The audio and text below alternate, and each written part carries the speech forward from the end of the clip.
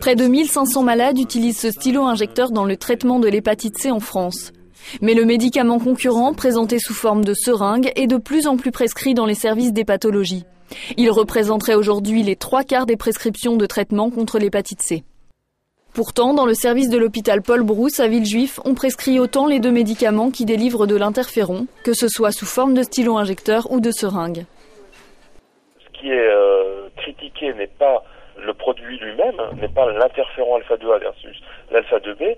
Ce qui est critiqué, c'est la méthode d'injection et le stylo-injecteur. Est-ce qu'il y a défect dans le stylo-injecteur qui fait que la quantité prescrite du produit n'est pas complètement injectée? Donc si c'est un problème technique, la firme doit répondre sur ce problème et si ce problème existe, il doit être corrigé.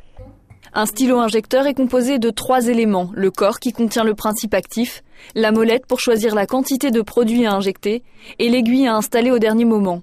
La piqûre se fait en sous-cutané.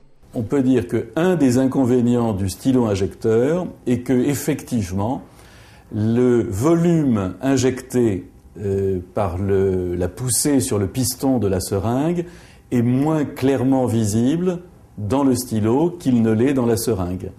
Si quelques doutes se posent sur l'efficacité et l'utilisation du stylo incriminé, les professionnels de santé s'accordent pour reconnaître la qualité de cet outil, utilisé depuis plus de 20 ans, notamment dans le traitement du diabète.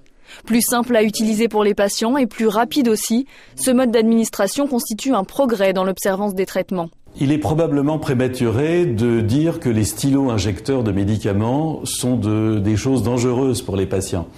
Ce qui est important, c'est de relever que dans toutes les enquêtes de satisfaction, 80 à 85% des malades préfèrent le stylo-injecteur plutôt que la seringue traditionnelle. Pourquoi ? C'est moins douloureux à l'injection, c'est plus pratique. En termes d'acceptabilité sociale, il n'y a pas photo entre les deux dispositifs.